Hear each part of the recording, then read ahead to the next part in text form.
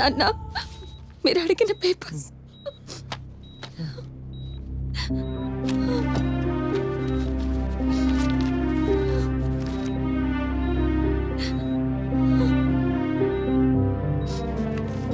అమ్మా, మన లాయర్ గారికి ఫోన్ కలిపి అమ్మా.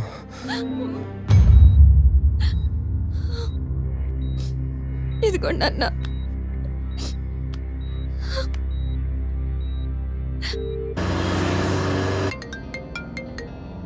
లాయర్ గారు చెప్పండి సార్. మీరు నాకు ఎంతో సహాయం చేశారు.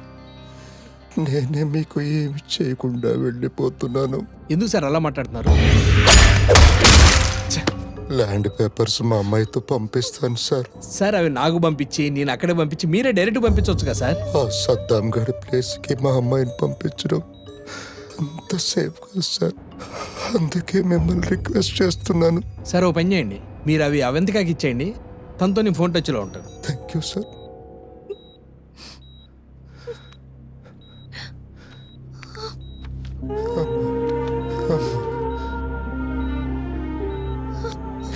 ఈ పేపర్స్ లాయర్ గారికి ఇచ్చిరా. అలాగే నాన్న. జాగ్రత్త. వెళ్ళొస్తాను.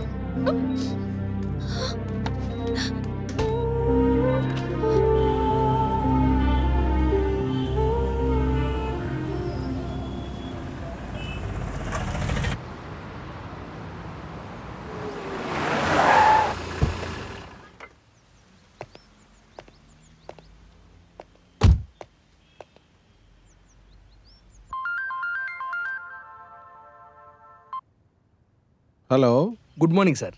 నేను మీ దగ్గరికే బయలుదేరాను. ఈ లోపు అర్జెంట్ కాల్ వచ్చి ఆగిపోవాల్సి వచ్చింది. ఓకే, నువ్వు అర్జెంట్ అన్నావంటే ఖచ్చితంగా వెళ్ళాల్సిందే ఉంటుంది. అవును సార్, కొంచెం ఇంపార్టెంట్. ఆ పని చూసుకొని డైరెక్ట్ మీ దగ్గరికి వస్తాను. ఓకే ఓకే, వీలైన తొందరగా వస్తాను. Thank you.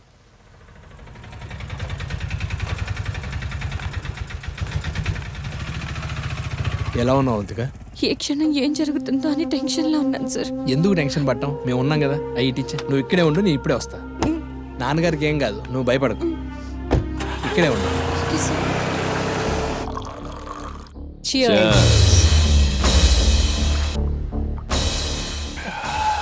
వాణ్ణి హాస్పిటల్కి పంపించిన ఖుషీలో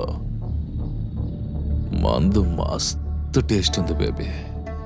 ల్యాండ్ పేపర్స్ వస్తే ఇంకా మజా ఉంటుంది. అన్నా రండి వకీల్ సాబ్. బయట రాజేందర్ ల్యాండ్ పేపర్స్.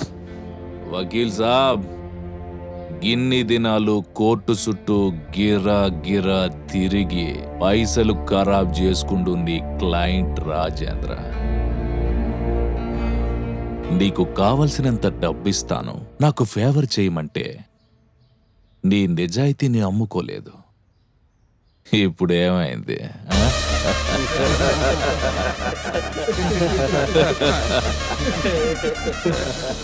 రాజేంద్ర అక్కడ చావు బతుకుల్లో ఉన్నాడు. నేను తొందరగా వెళ్ళాలి. తీసుకొని డబ్బులు ఇచ్చే.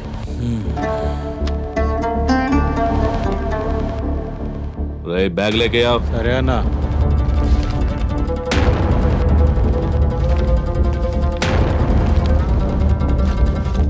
ఏం లాయరో, మాట వరుసకైనా వెళ్ళొస్తానని చెప్పడం లేదు.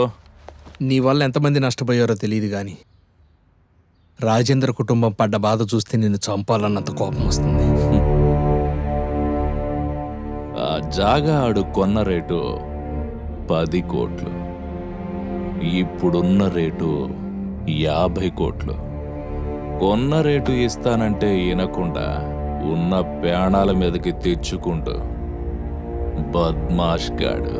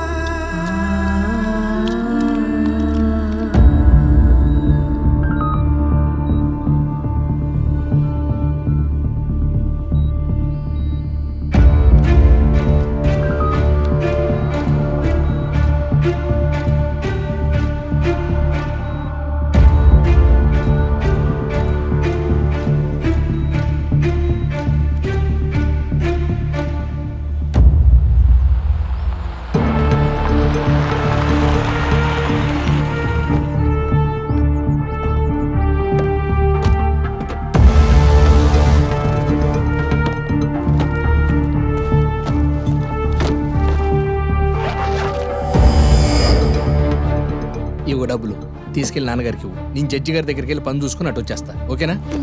త్వరగా వెళ్ళు. నాన్నగారు జాగ్రత్త.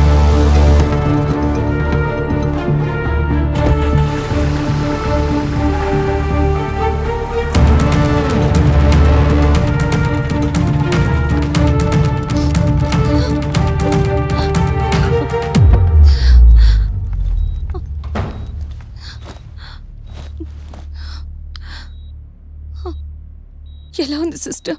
క్రిటికల్ గానే ఉంది మేడం.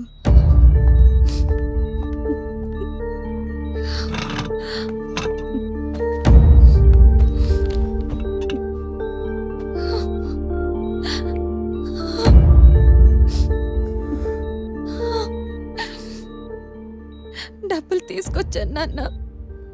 ఈ బ్యాగులో 10 కోట్లున్నాయి.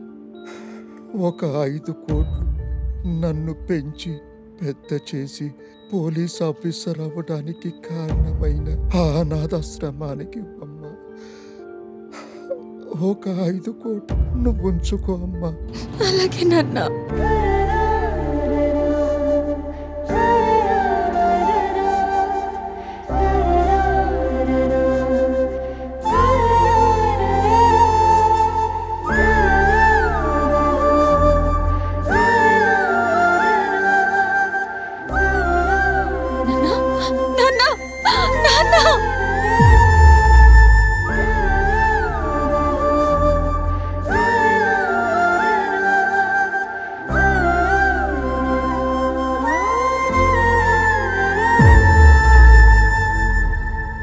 సో ఈ డబ్బు గురించి నీకు లాయర్ విశ్వనాథ్కి మాత్రమే తెలుసు.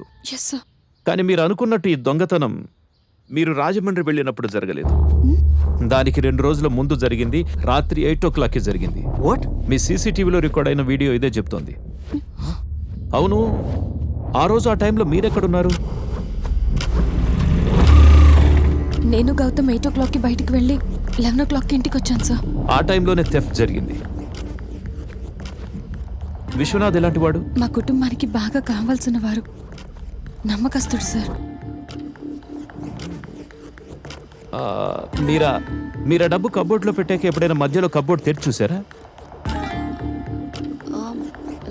లేదు సార్. సీసీటీవీ కెమెరా మీద టార్చ్ లైట్ కొట్టి లోపలికొచ్చి దొంగతనం చేశాడంటే ఈ పని ఒక ప్రొఫెషనల్ దొంగదే. ఐఎమ్ షూర్ ఇలాంటి కేసు ఎక్కడో చూసినట్టు గుర్తు. దొంగని త్వరలోనే పట్టుకుంటాం. Don't worry. నువ్వు కంప్లైంట్ రాసివ్వమ్మా. మీ నాన్నని చంపిన సద్దాం గడ అంతు చూస్తా. ఆ సద్దాం మీద పోలీస్ కంప్లైంట్ ఇవ్వద్దమ్మా. వాడు మూర్ఖుడు. I'm sorry sir. చీకటి సామ్రాజ్య పునాదులు పిరికి వాళ్ల గుండెల మీద నిర్మించబడతాయి. మనలో భయం ఉన్నంత వరకు బలవంతుడు బరి తెగిస్తూనే ఉంటాడు. ఒక రిటైర్డ్ పోలీస్ ఆఫీసర్ కూతురువై ఉండి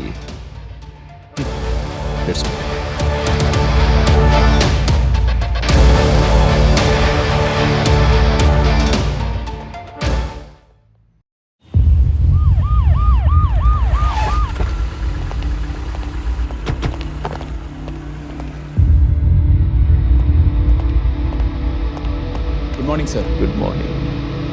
విశ్రుత్, మార్నింగ్. కూర్చో.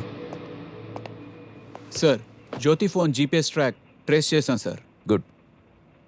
Tell me something Vishrut. పెద్ద ఆయన ఫోన్కి ఫొటోస్ వచ్చినప్పుడు జ్యోతి ఫోన్ ఎక్కడుంది? బూత్ బంగ్లా దగ్గర ఉంది సార్. బూత్ బంగ్లానా? Yes sir.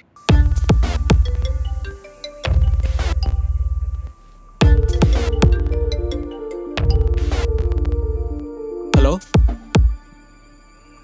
సరే అయితే. సార్, బూత్ బంగ్లా దగ్గర విశ్వనాథ్ డెడ్ బాడీ దొరికిందంట సార్. చెక్ చేసి అప్డేట్ చేయి. సార్.